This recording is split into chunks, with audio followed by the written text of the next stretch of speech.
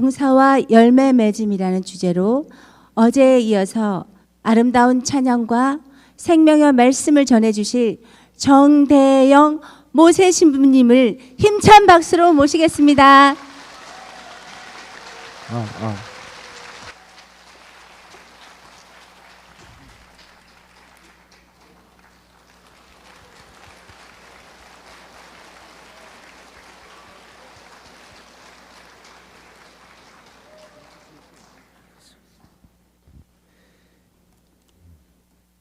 찬 예수님, 제가 준비가 좀 안 됐는지 목이 쉬었어요. 그래서 저는 목이 쉬면 좀 긴장합니다. 왜냐하면 저에게 찬양의 은사를 선물로 주신 주님께서 같이 생각하고 따라오게 해주는 큰 선물 중에 하나가 찬양이 주님께서 원하시는 방향이 될 때 목이 쉬어도 찬양하라고 해주셨어요. 그런데 그렇지 않으면 제중심이라거나 뭐가 좀 부족하면 목이 좀 쉬곤 했거든요. 그런데 제가 딱 맞닥뜨렸어요. 그래서 여러분 기도해 주시고요. 오늘은 주님께서 나를 어떻게 은총, 은사를 주시고 그것을 통해서 나를 따라오게 하시도록 성령님께서는 어떻게 역사하시는가? 그러면 우리는 그 성령님이 내 안에서 무엇을 하시도록 해야 할까 하는 소중한 시간들을 만들어 보고자 합니다. 그래서 오늘은 651번 주님께서 나를 부르셨다는 기쁨 한번 다시 되새기면서 이 시간 함께 하도록 하겠습니다.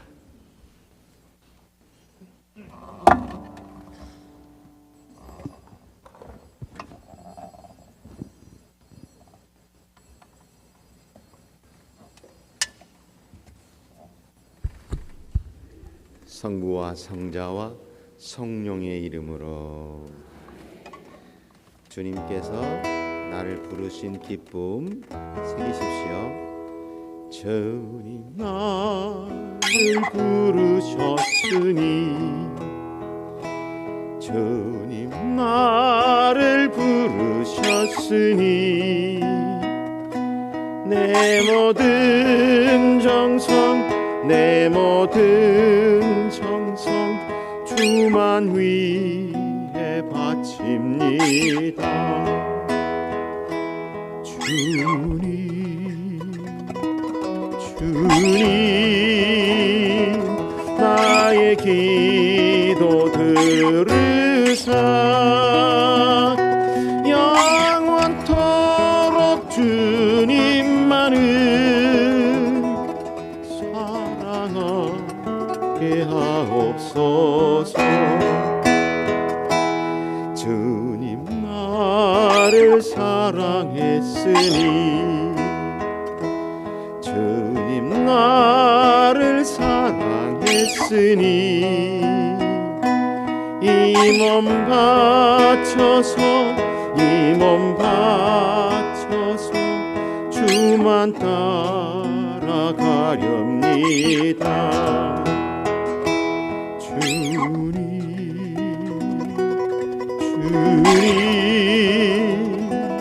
나의 기도 들으사 언제까지 주님만을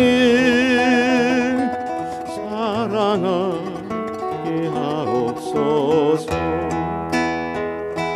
주님 나를 구원했으니 주님 나를 구원했으니 소리 높여서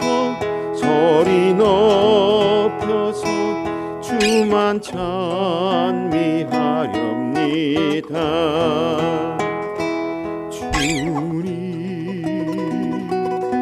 주님 나의 기도 들으사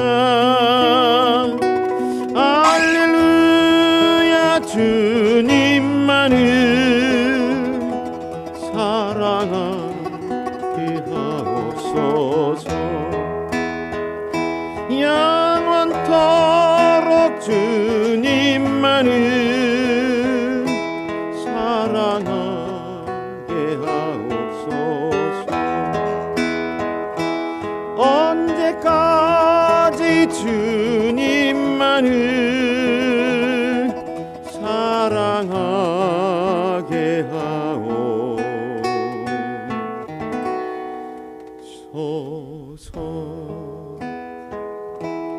주님 사랑합니다.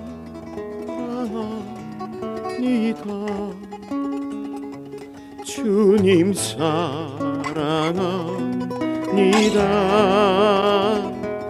나의 모든 것 되신 주님, 당신을 사랑합니다. 주님 사랑합니다.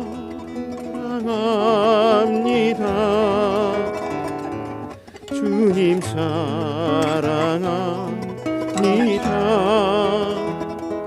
나의 모든 것 되신 주님, 당신을 사랑합니다.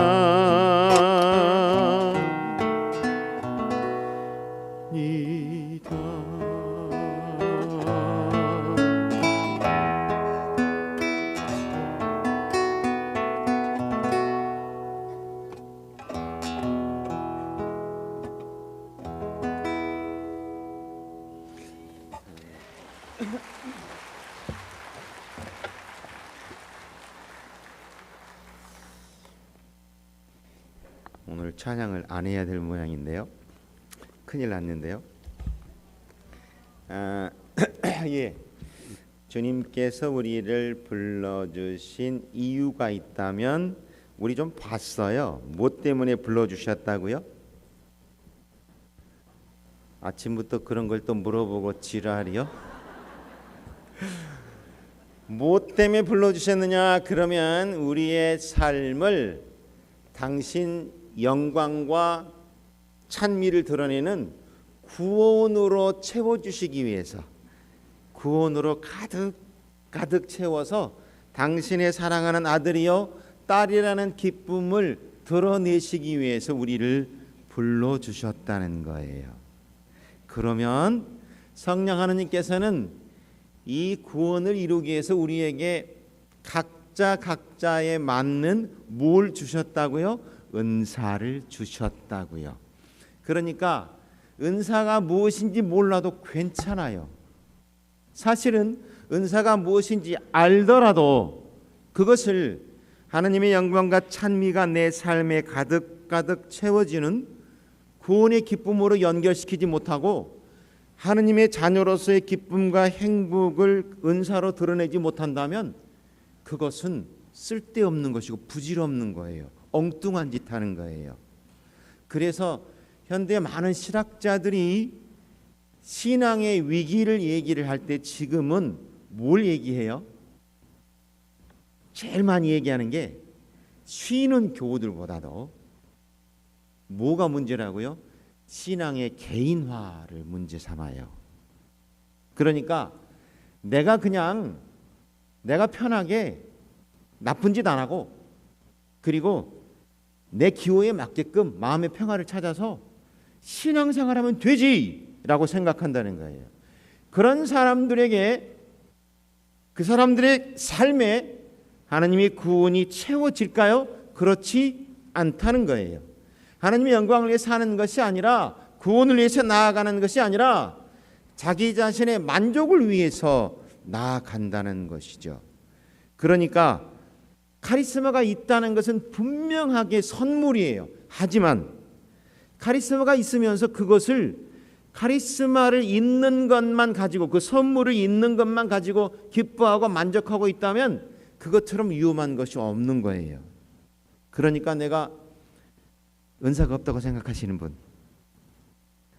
있다고 하긴 안 들으셔도 돼요. 안 들으셔도 돼요.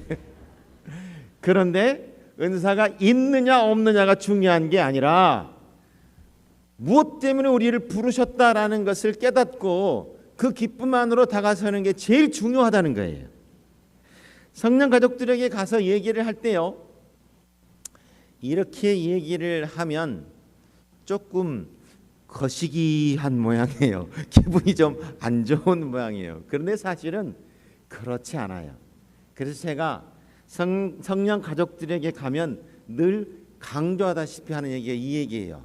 그래서 은사를 주시는 성령 하나님을 바라보는 게 중요한 거지, 은사에 만족해가지고 해롱해롱하고 있지 말아라, 이 얘기를 합니다. 여러분들에게도 어제 말씀드렸지만 얼마나 많은 선물이 지금 무수히 쏟아지고 있는지, 그것들을 구원이라는 선물로 연결시켜내기 위해서 예수님께서는 오늘 우리에게 성령 하나님을 보내주시면서 너희가 말이야 은총의 관리자로서 서로에게 봉사하면서, 베드로일서 4장 10절의 말씀, 은총의 관리자로서 서로에게 봉사하면서 하나님 자녀로서의 큰 기쁨들을 누리고 그거를 채우고 와라고. 그럼 봉사가 뭐예요? 봉사, 이건 그냥 이렇게 생각하면 제일 좋을 것 같아요. 봉사라는 것은 예수님을 닮는 거다. 근데 서로에게 봉사하라고 했으니까 은총을 가지고 서로에게 예수님을 닮는 기쁨을 살아내도록 하는 것을 봉사라고 하면 좋겠다라는 것이죠. 물론 본질적인 의미로 봉사를 들어가 보자면, 그죠? 서비스. 예수님께서는 봉사를 섬김이라고 말씀하세요.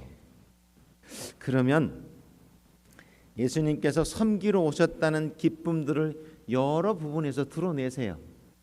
그런데 가장 확실하게 드러내신 부분이 있어요. 마태복음 20장에 보면 그때도 치맛바람이 있었던 건 있었던가 봐. 야고보와 요한의 어머니 제베데오의 아내가 말이죠, 예수님을 찾아옵니다. 그래서 예수님에게 이렇게 얘기해요. 예수님, 당신이 당신의 나라를 세우실 때 하나는 이 두 아들이, 하나는 예수님의 오른쪽에, 하나는 예수님의 왼쪽에 앉게 해주세요. 그러면 이 말을 들은 열 제자들이 어쨌다고요? 저것들이 싸가지 없이. 사도단에서 질투가 일어나고 그 말을 하는 이 상황들은 얼마나 놀라운 건가요? 분란이 일어나기 시작했을 뿐만 아니라, 또는 이거 말고도 예수님의 제자들은 길에서 누가 제일 높은 사람이냐고 싸우고, 그때도 말씀하세요. 봉사가 뭔지, 섬김이라는 거예요. 그래서 이렇게 얘기하시죠. 너희는 그러면 안 돼. 나를 닮는 건 말이지 세속 사람들처럼 사는 것이 아니라, 사람의 아들도 섬김을 받으러 왔으니까 너희도 섬기는 사람이 되어야 하고, 첫째가 되는 사람은 너희의 종이 되어야 한다라고 말씀하세요. 그게 예수님께서 말씀하시는 봉사이고 예수님께서 가르치시는 봉사예요. 자, 그러면 우리가 하나님의 자녀라는 기쁨, 특히 나에게 은사가 있다라고 생각하는 사람들이 어떻게 생각해야 할까요? 이 소지를 통해서 내가 어떻게 하면 섬길 수 있을까? 이 소지를 통해서 어떻게 하면 다른 사람에게 예수님이 되어줄 수 있을까? 어떻게 하면 예수님을 닮는 기쁨을 담아낼 수 있을까라고 생각해야 하는 것이, 그것이 은사를 가지고 있는 사람들의 자세이고, 여러분이 은총을 청하는 목적 역시도 어떻게 해야 되나요? 이번에 은총을 받아가지고 뭔가 확 변화되고 말이야, 신앙이 확 깊어지고 말이지, 뭐 능력이 생기면 더 좋고, 뭐 이런 생각을 하는 것은 아니란 말이죠. 내가 주님 저에게 은총을 주십시오. 그런데 예수님께서 그래 은총 주면 뭐 할 건데? 허리가 아프니까요. 허리가 좀 나으면 행복하게 살 수 있을 것 같아서요. 그래 허리 허리 나으면 되지. 허리가 나는지 한번 노래방에 가서 한번 해보고요. 뭐 이러면은 아닌 거잖아요. 그런데 말이에요. 이런 생각을 가지고서 은사만 바라보고 있을 유혹이 우리에게는 너무나 많다는 것이죠. 그래서 주변에 나를 알고 있는 사람이든 나를 모르고 있는 사람이든 주변에 지금 함께하고 있는 형제 자매들이 얼마나 하나님께서 주시는 커다란 선물인지 명심하고 바라보는 게 제일 첫 번째 자세 중에 중요한 것이란 말이죠. 그러므로 이제 예수님께서 그래 내가 예수님께서 말씀하시는 것처럼 섬김은 뭔가, 예수님처럼 어떻게 해야 내가 하나님을 온전히 만날 수 있고 어떻게 해야 다른 사람들에게 하나님 아버지를 만나게 해줄 수 있는 소중함을 선물할 수 있을까? 하나님 아버지의 사랑을 아는 것은 참 어려운 것 같아요. 제가요 이 모양 이 꼴이 된 것은요 언제부터 그랬냐면요 사제서품 받은 지 19년째 되는 해였어요. 그때 그 전까지 그래도 저도 잘 사는 줄 알았어요. 그런데요 입 열면 하나님은 사랑이시다 그러고 사랑하라 그러고 미워하지 말라 그러고 그랬죠. 그런데 제가 19년째 되던 그 해에 광주 대교구에 성령 봉사 지도 신부를 맡으면서 성령께서 저를 제일 처음에 큰 선물로 이끄셨던 것은 그러면 너는 예수님을 얼마나 사랑하는데? 너는 예수님을 통해서 하느님을 얼마나 사랑하는데? 라고 물으셨단 말이죠. 그런데 부끄럽게도 할 말이 없었어요. 저는 한 번도 제가 예수님을 주님이라고 고백했지만 한 번도 저의 주님으로 모셔본 적이 없었더라고요. 그 예수님은요 신자들에게 말하기 위한 예수님이었어요. 그 예수님은요 강론을 잘하기 위한 예수님이었을 뿐이에요. 그 예수님은요 내 삶에 들어오셔서 나와 함께 우여곡절을 엮어내는 그런 주님이 아니셨더란 말입니다. 그것은 마치 저희 친정어머니가 아들 7에 왜요? 나도 친정이 있어요. 왜 이래? 참네. 장가 못 갔으니 친정 없을 줄 알고? 아들 7에 딸 하나, 8남매밖에 안 돼. 우리 집 식구가. 아들 7에 딸 하나. 엄마들은 벌써 감이 오시는구나. 우리 친정엄마가 얼마나 고생하셨을까. 어머니가 저를 사랑한다고 제가 느꼈죠. 언제요? 신학교 1학년 들어가서 제가 제 속옷을 빨아보고 그리고 제가 또 운동을 좋아하는 놈이라 하루에도 2-3개씩 뭐 속옷, 운동복 막 땀 흘리는 거예요. 그럼 어떻게 해요? 방법이 없잖아요. 빨아야 되잖아. 그럼 그걸 빨 때 처음에 쉽게 빨아지나요? 참내 부끄럽게도 속옷 몇 개 빵꾸 냈지 뭐. 그게 잘 빠는 줄 알았다고요. 나중에 되니까 조금 잘 되기는 하더라. 그런데 그러면서 뭐가 들어왔을까요? 어머니는 나를 사랑하시지 요 머릿속에만 있던 어머니의 사랑이요 어디로 왔다고요? 20년 걸려서 신학교에 가니까 철들면서 가슴속으로 뚝 떨어지더란 말입니다. 그때야 어머니가 나를 이렇게 키우셨겠구나. 근데 나만이 아니지. 아들이 7씩이나 되잖아. 그러면 우리 어머니는 이 아들들을 어떻게 사랑했을까? 한 번도 나 너희 때문에 죽겠다 하시지 않으셨잖아요. 심지어 제가 서품을 받고서 91년도에 서품 받고 93년도 11월 7일 날 어머니가 돌아가셨거든요. 임파선암으로. 근데 이제 제가 한평 출신이라 첫 번당이 벌교고 한평까지 9일간 계속 왔다 갔다 했어요. 근데 저희가 좋은 건 형제들이 많으니까 당번을 정해서 어머니 옆에서 이제 지켜요. 어머니와 함께 머물러.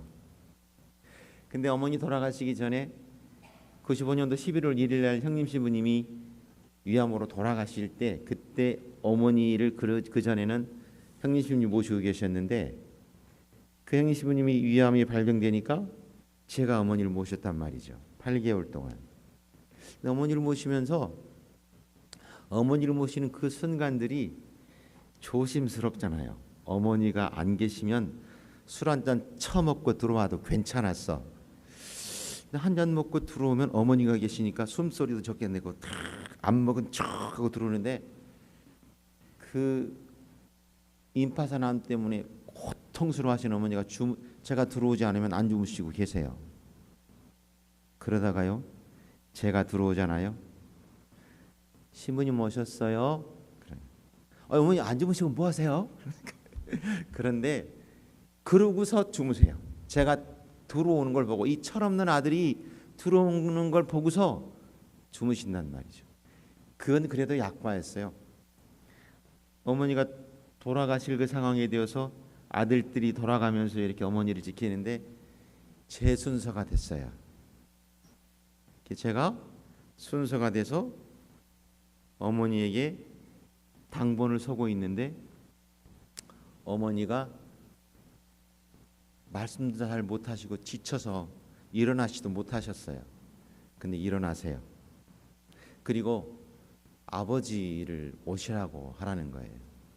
그래서 저는 아버지에게 무슨 긴히 하실 말씀이 있는가 보다 싶어서 아버지, 어머니가 좀 모시라고 그러는데요. 그랬더니 어머니가 하시는 말씀이, 당신 뭐하냐고, 신부가 얼마나 피곤한데 이렇게 하게 놔두느냐고. 저는요, 어머니 옆에 1시간 있다가 쫓겨나요. 그리고 아버지가 대신 당번 서시는 거예요. 그게 어머니의 사랑이더라고요. 이렇게 어머니의 사랑을, 그래 어머니가 나를 이렇게 사랑하시지라고 느끼고서 내 입으로 엄마라고 하는 것과 그 전에 엄마는 너무 다르더란 말입니다. 여러분은 어떠세요? 예수님을 부르시면 예수님이 여러분에게 그렇게 애틋하게 사랑의 하느님으로 다가오시는가요? 여러분은 그러시는가 보구나. 저는 안 그랬어요. 신부인데도요, 19년 동안 그럴 줄을 몰랐어요. 그런데 제가 성령 지도신부가 되고서 만난 예수님은 드디어 그냥 예수님, 남들이 다 부르는 예수님, 남들이 다 그냥 고유명사로 부르는 예수님, 하느님이 아니라 그분이 나의 주님이시더라고요. 사랑이라는 게 그런 거 아닌가요? 그 한 사람 때문에 기쁘고 행복하고 말이죠. 그 한 사람 때문에 조마조마하고, 그 사람이 슬퍼서 나도 가슴이 미어지는 거 아니에요. 그 사람이 좋으면 밑도 끝도 없이 나도 좋은 거 아닌가요? 여러분이 좋을 때 예수님은 함께 좋아해 주시나요? 여러분이 슬프고 아프고 괴롭고 예수님은 그때 어떻게 하고 계시나요? 여러분은 예수님과 그렇게 사랑의 관계를 가지고 계시나요? 주님이 원하시는 것은 은사, 은총이라기보다는 바로 나는 너에게 이런 존재로서 너의 삶 전체를 구원의 은총으로 채워주고 싶다라고 하면서 나를 따라와 나를 닮으라고 하시는 섬김이 바로 그런 것이죠. 그래서 교회는 섬김이 하느님의 자녀로서 인간을 구원하시는 큰 기쁨이, 인간이 거절하고 인간이 내버려버린 그 구원을 예수님께서 섬김이 이런 거야 라고 하시면서 그 구원의 시계를 계속 인간 안에서 돌아가시게 하고 그것이 계속 이어지게 만들면서 그 구원의 시간을 원상복귀시키시고 그 구원의 시간 안에 내가 들어오도록 초대하는 그것을 섬김 또는 봉사라고 하기에 주님께서 밑도 끝도 없이 너희가 나를 닮아 그러는 것이 아니라 내가 너희를 구원한 것은 바로 이것 때문이야. 그 구원의 삶이 네 거지라고 초대하신다는 거예요. 그래서 내가 적어도 주님을 그렇게 만나는 큰 기쁨과 은총의 시간을 만들어내기 위해서 신앙생활을 하는 것이고 신앙생활을 하는 여러 여정 중에 많은 움직임들이 전부 다 그렇더라.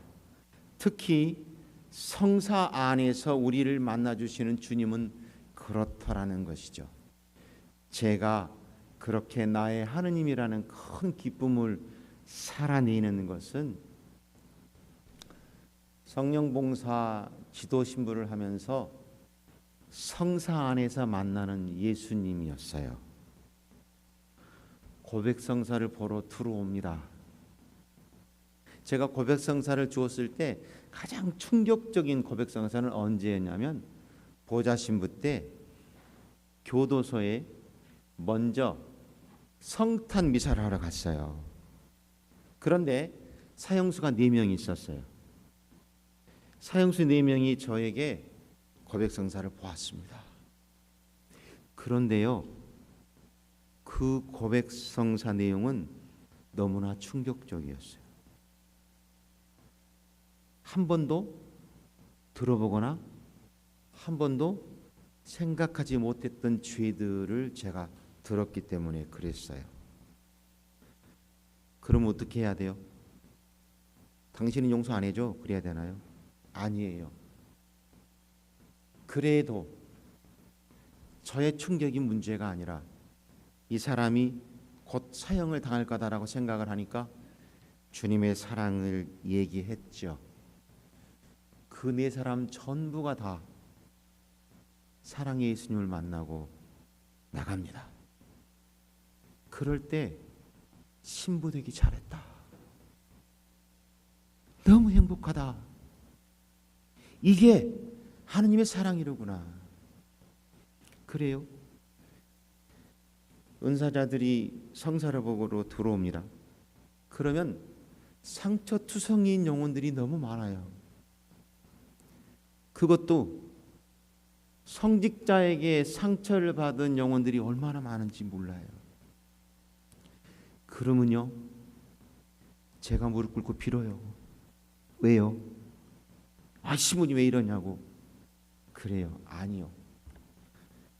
먼저 하느님의 용서를 만나기 전에 상처는 준 사람이 용서를 빌고 치유를 위해서 화해를 청하고 그래야 하기 때문에 그것이 비로소 시작되었을 때 완전한 화해가 이루어지기에 저도 신부잖아요. 그러니까 저는 관계없는 것이 아니라 그것이 내 잘못이기 때문에 신부의 잘못이기 때문에 신부가 잘못을 청한다고. 한 사람도요, 나 용서 못해! 그런 분이 없었어요. 그리고 전부 사랑의 하느님을 만나서 나아갔어요. 그럴 뿐만 아니에요. 아무리 어렵고 아무리 힘든 고통도 성사 안에서 이루어지는 여러 선물들은 그들이 전부 사랑의 하느님을 만나서 나아가게 해주었단 말이죠. 그래서 제가 내가 고백성사를 봐도 이렇구나라는 것을 여기 있던 예수님의 사랑이 드디어 19년 걸려서, 엄마의 사랑이 20년 걸려서 이리 내려온 그 시간처럼 19년 걸려서 그분이 나의 주님이고 나의 하느님이라는 고백으로 들어오게 됐어요. 그래서 지금 이 모양이 된 거예요. 그러니까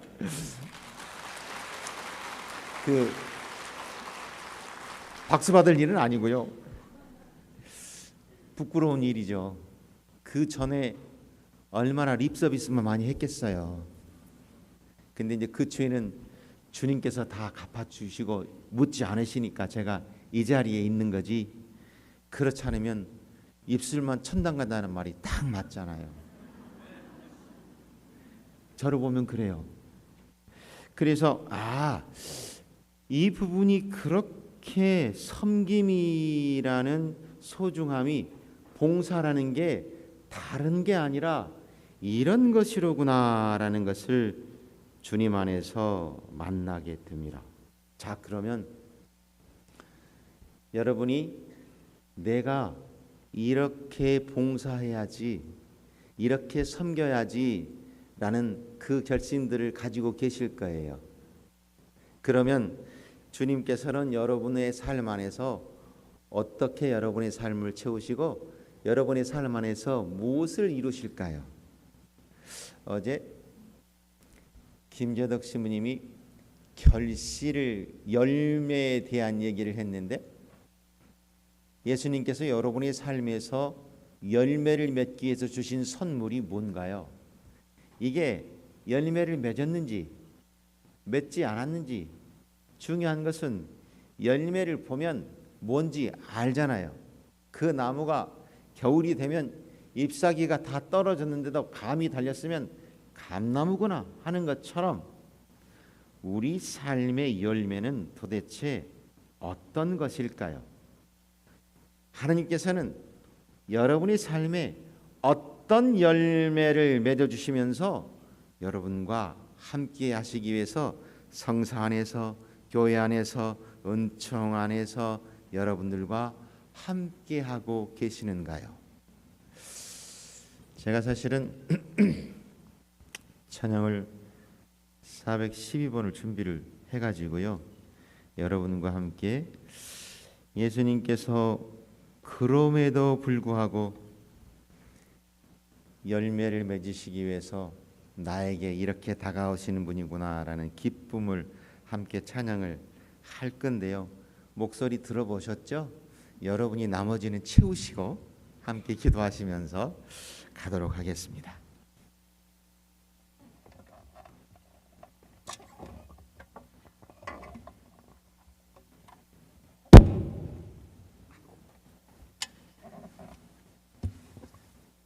아무튼 신부만 잘하면 돼요, 그죠?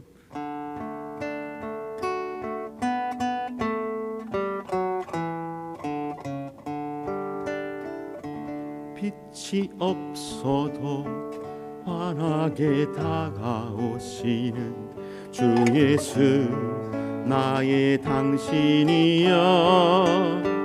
음성이 없어도 똑똑히 들려주시는 주 예수, 나의 당신이여. 당신이 있으므로 나도 있고, 당신의 노래가 머물므로 나는 부를 수 있어요. 주여, 꽃처럼 향기 나는 나의 생활이 아니어도 나는 당신이 좋을 수밖에 없어요. 주 예수, 나의 당신이여. 나는 없어도 당신이 곁에 계시며 나는 언제나 있습니다.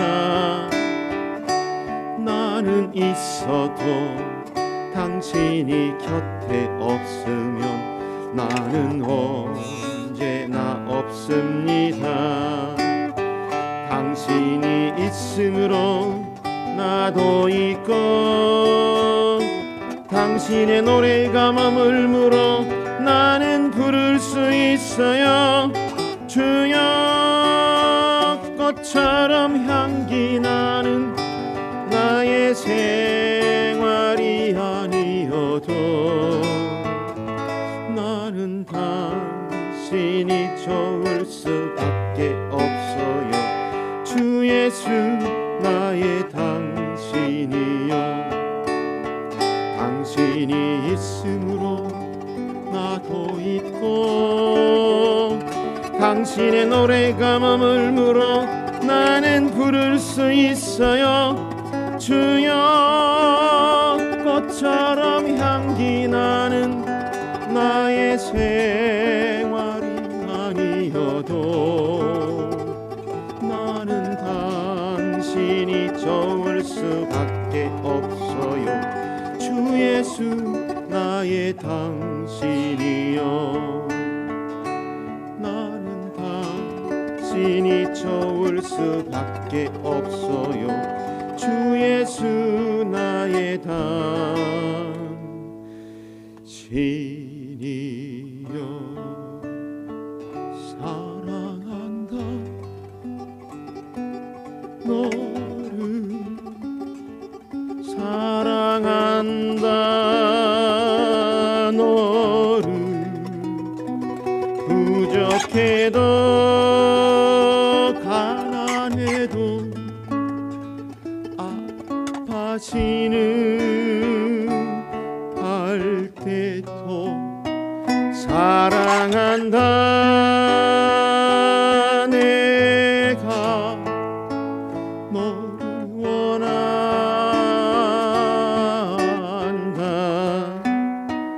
나는 구원자 예수 너의 사랑이다 사랑한다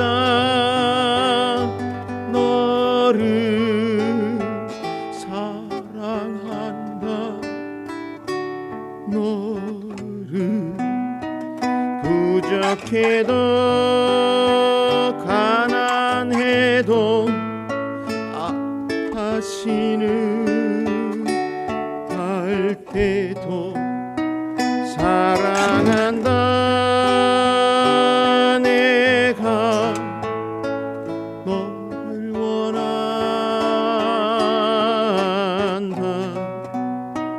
나는 구원자 예수 너의 사랑이다 나는 구원자 예수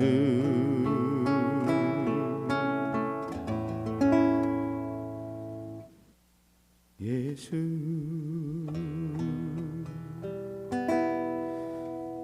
예수 예수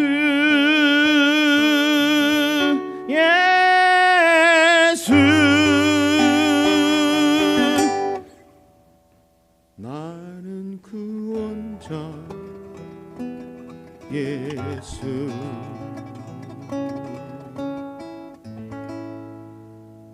너의 사랑이다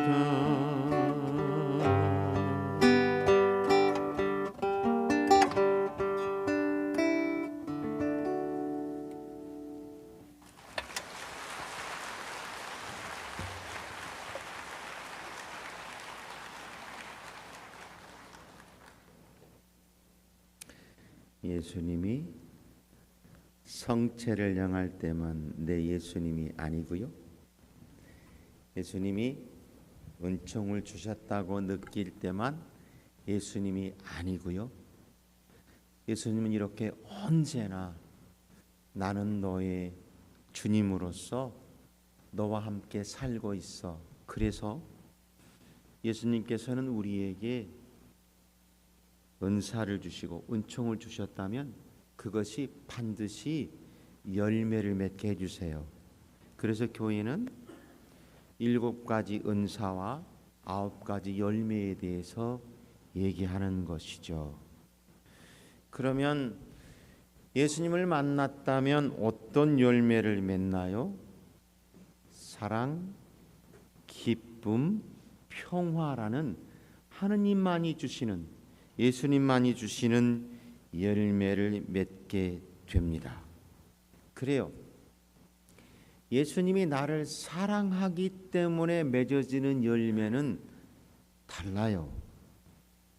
원수까지도 사랑할 수 있는 이유가 있다면, 도저히 용서할 수 없는 사람을 용서할 수 있는 이유가 있다면 그것이 무엇 때문이라고요? 예수님께서 나를 사랑하시고 내 안에서 나와 함께 사랑이라는 열매를 맺기 때문에 그렇다는 거예요. 그런데요, 사랑이라는 열매를 맺기 위해서 주님께서는 그냥 계시지 않으세요. 사랑이라는 열매가 기쁘게 맺어져야 하거든요.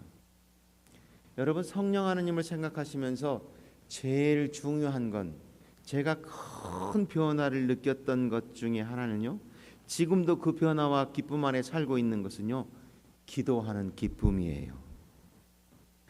성령 기도회에 가면 이상한 언어로 기도해요. 그런데 제가 처음에 성령 기도에 갔을 때 신부 생활 5년 정도 하고서 성령 기도에 갔어요. 그런데 이상한 언어가 됐을까요? 안 됐을까요? 누가 얘기해 줬어요? 안 됐어요. 너무 이성적인 생각을 하고 있는 인간이어서 그런지 혓바닥만 되게 아프고, 아무튼 알렐루야 알렐루야 하는데 죽겠더라고요. 그런데 이상한 언어는 안 됐어요.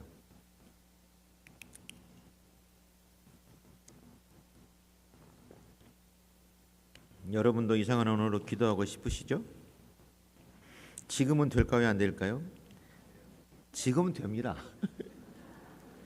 철드니까 됐는데요, 무엇 때문이었는고 하니 제일 중요한 것은 기도하는 기쁨이었어요.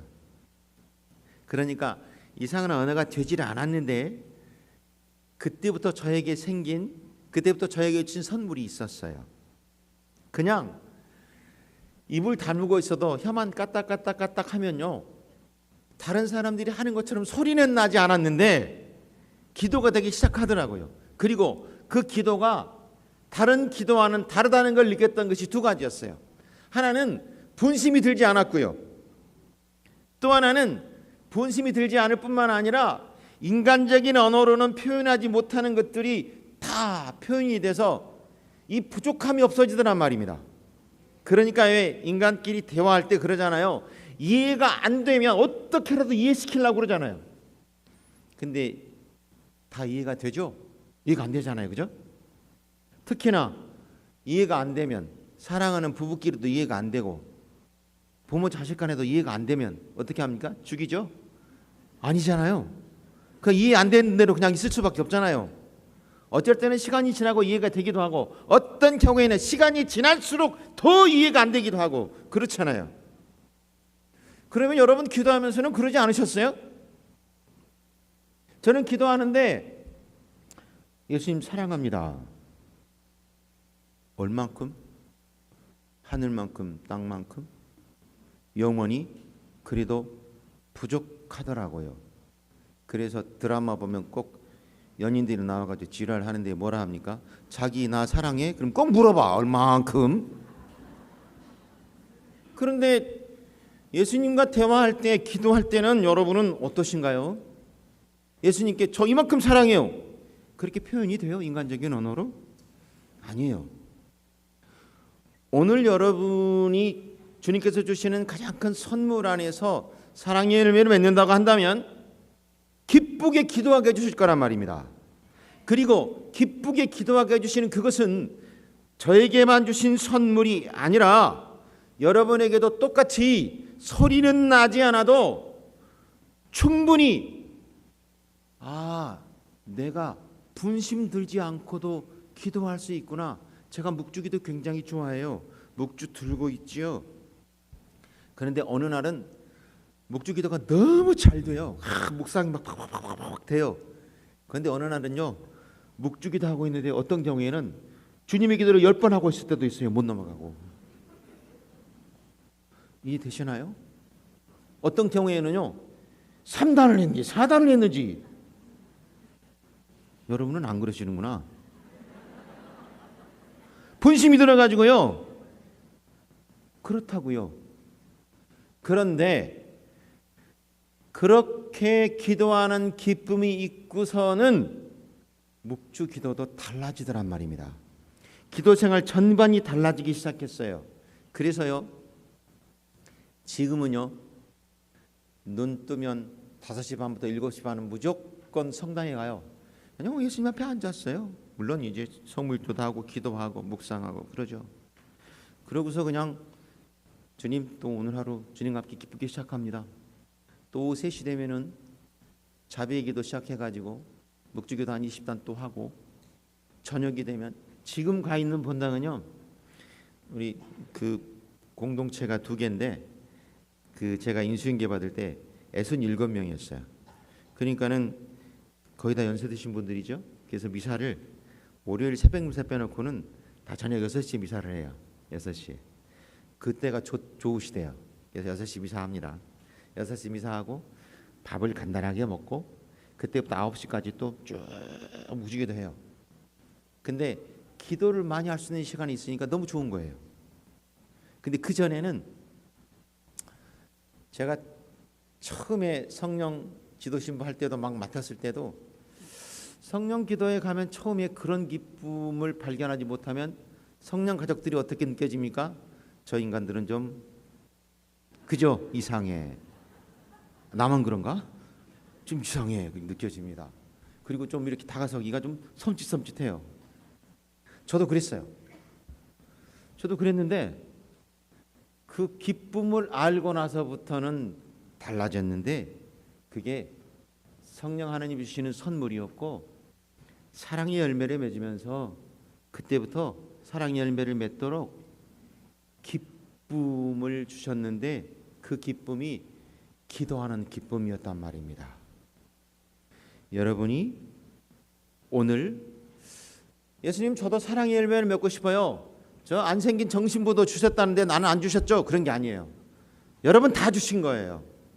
그리고 여러분 모두에게 기쁘게 기도할 수 있는 성령의 이끄심, 그 선물이 다 풍요롭게 함께하고 있다는 것이죠. 그래서 지금 이 시간부터 시험해 보세요. 해도 돼요. 주님, 제가 기쁘게 기도하고 싶어요. 여러분의 영혼 속에서 저 단전 밑에서부터 주님이 주시는 기쁨이 샘솟기 시작할 거예요. 그리고 기쁘게 기도할 수 있어요. 그것이 소리를 내든 소리를 내지 않든 어떤 기도이든 달라진단 말입니다. 그것 때문에 사랑의 주님을 만나게 되고, 그것 때문에 사랑의 주님과 함께 다른 사람들을 사랑으로 바라보게 되는데, 사랑이란 뭐냐면, 사랑의 열매란 뭐냐면, 내가 예수님을 만난 기쁨을 다른 이들에게도 예수님을 만나는 행복으로 바꾸어 주는 걸 사랑이라고 해요. 그러니까 내가 예수님을 만난 기쁨을 사랑으로 다른 이들에게 보여줄 수 있는 소중한 열매를 누가 맺으시니까? 못난 내가 맺는 것이 아니라 내 삶을 성령 하나님께서 당신 은총으로 채우니까. 성령 강림 대축일을 보면요, 성령 강림 대축일 안에 성령께서 하시는 일이 드러나요. 어떻게 드러나냐면요, 우리 성경 번역에는 50일이 지나자 이렇게 돼 있어요. 그러니까 부활하신 지 50일 만에 성령 강림 대축일이 있죠. 그러니까 시간이 지나니까 50일 돼서 성령이 오시는 게 아니에요. 50일을 다 채우시자 하는 거예요. 성령께서는 50일을 다 당신의 은총으로 채우셨어요. 그러고서 성령 강림의 소중한 선물로 우리에게 다가오세요. 여러분 신앙생활은 뭐냐면요, 여러분에게 아직도 성령 강림이 이루어지지 않았다, 여러분의 삶을 성령 하나님께서 은총으로 채울 시간이 없다, 여러분의 삶을 성령 하나님께서 은총으로 차곡차곡 채우고 싶은데 여러분이 들어오세요 하고 성령 하나님을 초대하지 않는다면 그런 일은 일어나지 않아요. 그래서 말이죠, 사랑의 열매를 맺고 기쁘게 그분을 받아들이겠다는 여러분의 허락이 있을 때만 성령 하느님께서는 50일 동안 채우셨던 그 놀라운 과정들을 여러분의 삶 안에서도 채우시는 거예요. 그거를 신앙생활이라고 해요. 다른 게 신앙생활이 아니죠. 그래서 내가 사랑하는 주님을 만났어. 그리고 그 기쁨을 가지고 있어. 그러면 그게 다른 사람들에게 예수님을 보여주는 행복으로 드러나게 되고 다른 사람들에게 예수님을 만나는 소중한 열매로 예수라는 소중한 기쁨과 행복들, 구원을 그가 믿든지 믿지 않든지 전하게 된다는 거예요. 이게 사랑, 기쁨, 세 번째 평화. 여러분, 평화는 세상이 주는 평화와 다르다고 분명히 말씀하시죠. 주님이 주시는 평화는 뭔가요?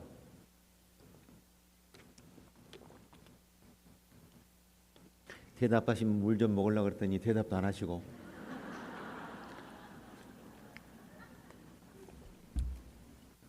주님이 주시는 평화, 제자들에게 부활하신 주님께서 나타나십니다. 그리고서 뭐라 하시나요? 평화가 너희와 함께. 2번이나. 그러면 하실 말씀이 그렇게 없었을까요? 저 같으면 야 반갑다 또는 나쁜 새끼들 온 세상에 한 놈도 없이 그냥 하냐 야 씨발 이럴 것 같은데 그러시지 않고 아닌가요? 여러분 예수님이시라면 안 그럴까? 여러분은 저하고 다르시군요. 사랑이 많으시니까. 근데 예수님께서 그 많은 말들을 다, 그 많은 어떤 사랑의 움직임들을 다 내려놓으시고 평화가 너희와 함께 2번 말씀하십니다. 뭐예요? 부활하신 주님이 나와 함께 죽음을 뛰어넘어서 살아 계시다는 큰 기쁨. 자, 생각해 보세요. 평화라는 것은 나를 뛰어넘어서 영원한 생명을 주시는 거 아니에요. 근데 내가 끝나는 거는 죽음이잖아요. 죽음이라는 것까지 뛰어넘어서 지금 나에게 부활하신 당신의 모습으로 현존하고 계시는 기쁨을, 현존하고 계시는 선물을 평화라고 하는 거잖아요. 그래서 현대인들이 굉장히 두려워합니다. 죽을까 봐, 아플까 봐. 제가 2번째 강의할 때도 말씀드렸죠. 우리가 겁나게 만드는 것이 뭔지. 겁나게 만드는 것은 결국 내가 죽을까 봐, 아플까 봐잖아요. 그런데 내 아픔도 병도 죽음도 뛰어넘어서 부활하신 그분께서 지금 여기에서부터 영원히 나와 함께 계시는 선물이 그게 평화거든요. 부활의 선물이거든요. 그런데 아이러니하게도 어떻습니까? 신자들에게 묻습니다. 여러분 부활을 믿으십니까? 믿으세요? 정말로? 여러분들이 부활을 믿는다는 큰 기쁨 안에 머물도록 사랑이신 주님께서 이 모든 것을 뛰어넘어서 여러분 안으로 들어오시려고 합니다. 지금 주님께서 주시는 선물, 지금 성령께서 주시는 선물은 이런 겁니다. 그런데 은사에 매이고 그 다음에 야 내가 말이야 다른 사람보다는 좀 이렇게 특별한 어떤 능력을 갖고 싶어 그걸 바라보겠다면 바보 같은 짓이에요. 그래서 나에게는 사랑, 기쁨, 평화라는 열매가 멀리 있는지도 몰라요. 지금 어설프게 열려 있는지도 몰라요. 아니면 그것이 나와 관련이 없는지도 몰라요. 그래서 내가 분명하게 주님께로 나아가는 큰 기쁨과 행복을 가지고 오늘 성령 하나님께서 주시는 소중한 열매를 맺는 삶을 가지고 나를 바라봐야 되겠다. 마지막으로 그래서 여러분의 삶을 바라보십시오. 불안하게 하는 것은 없습니까? 겁나는 것은 없습니까? 그래서 늘 기도하면 그것 때문에 기도하지 않으십니까? 만일에 그렇다면 오늘 성령 하나님께서는 여러분에게 참 평화를 선물로 주신다는 것을 믿으십시오. 그리고 그것이 내가 뭔데 나같이 보잘것없는 내 삶 안에다 그것을 지금 열심히 채우고 계신다는 것을 믿으십시오. 그분이 성령 하느님이십니다. 그래서 우리는 봉사라는 가장 큰 예수님을 따라가는 섬김이라는 이 부분을 볼 때 다시 한번 이쪽으로 돌아와 보아야 됩니다. 너희는 종이 되어야 돼 라고까지 말씀하시죠. 섬김이라는 것은 하느님을 주인으로 모시고 내가 종이 되는 것이죠. 그래서 그 뜻이, 주인의 뜻이 내 안에서 이루어지는 것을 섬김이라 합니다. 그러면 이쯤 되었을 때 이 부분을 가장 잘 이루어내신 분, 어떤 분 생각나지 않으세요? 주님의 종이 오니 저에게 그대로 이루어 주소서라는 고백을 했던 참 신앙인이 누구였는지, 오늘 그 고백이 내 고백이 되어야 해요. 오늘 그 소중한 응답이 내 응답이 되어야 하는 것이죠. 그래서 저는 오늘 여러분들에게 이 큰 기쁨을 함께 하고자 하면서 목소리가 안 나오는데도요, 나에게 주신 삶을 주님 사랑을 느끼는 소중함으로, 그리고 나에게 주신 삶 안에서 그분의 뜻이 이루어져서 성모님처럼 내 삶에서 그것이 사랑, 기쁨, 평화라는 열매를 맺는 삶이 되도록 하게 해달라고 청할 것입니다. 여러분의 기도가 되기를 바랍니다. 여러분의 열매가 되기를 바랍니다.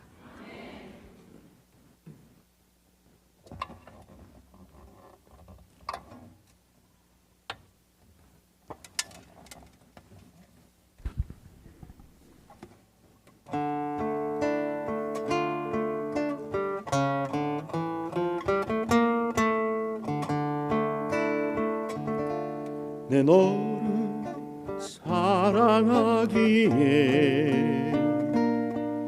하늘의 영광도 모두 버리고 너와 같은 모습을 취하여 땅의 말구유 찾아왔노라. 내 너를 사랑하기에 가시밭에 치며 땀과 눈물 흘려 가파른 길 골고타 오르며 내 사랑 너를 찾아왔노라. 내 사랑하는 자야,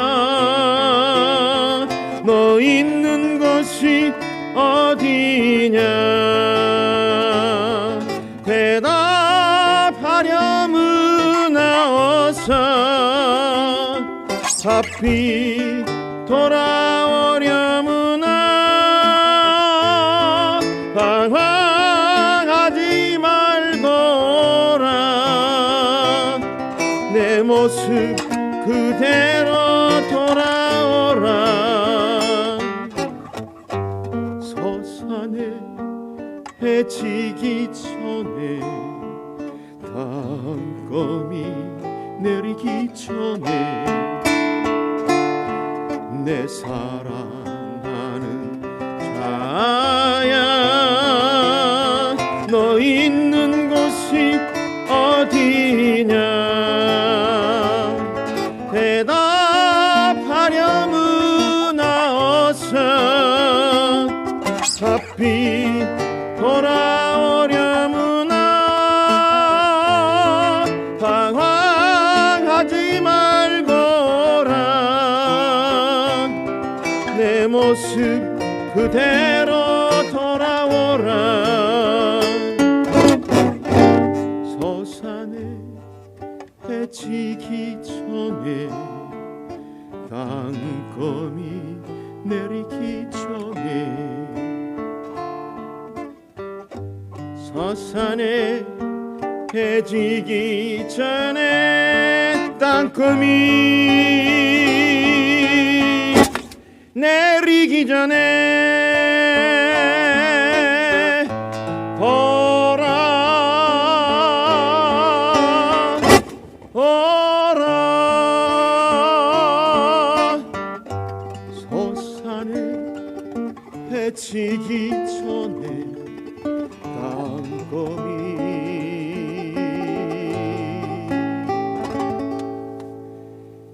내리기 전에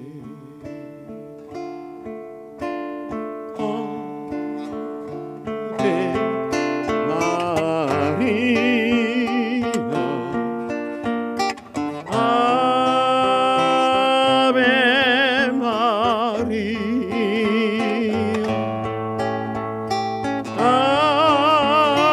아베 마리아 아베 마리아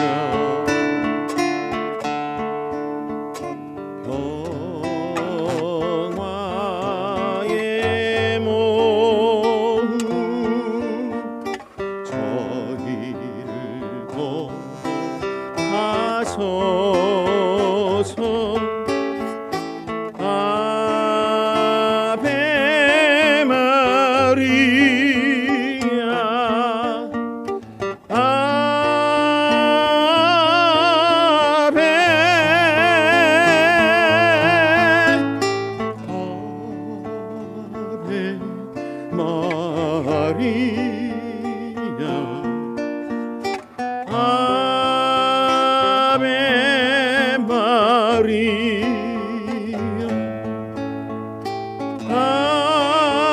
아베 마리아 아베 마리아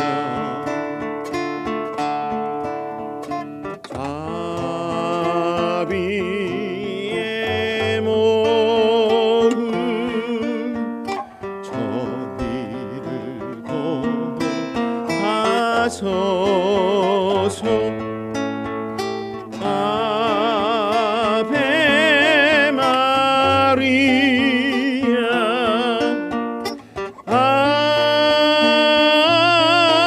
아베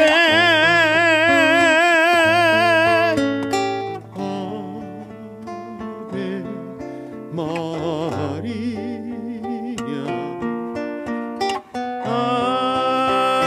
아베 마리아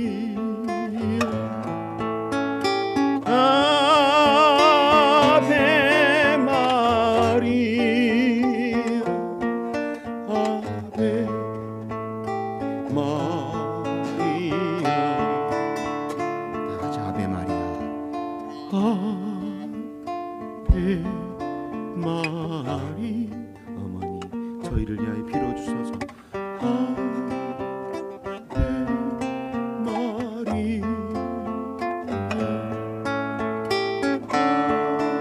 아베 마리 아베 마리 더 큰 소리로 간절하게 아베 마리아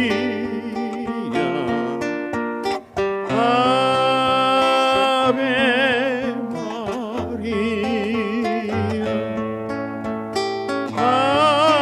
아베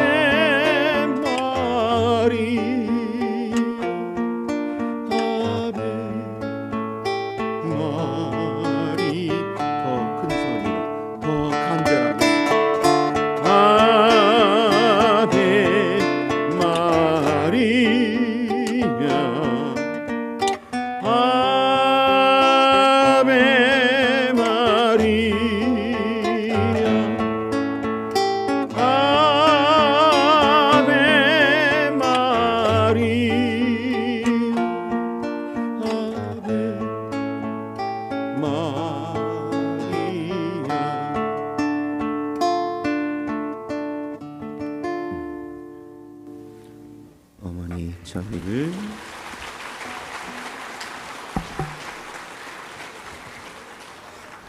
성령의 은총과 사랑 안으로 이끌어 주십시오.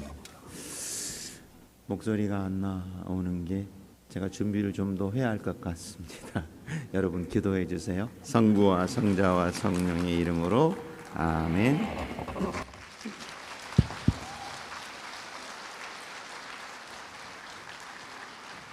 저희 신금을 올리는 찬양과 좋은 말씀으로 저희에게 큰 감동을 주신 우리 신부님께 한 번 더 큰 박수 부탁드립니다.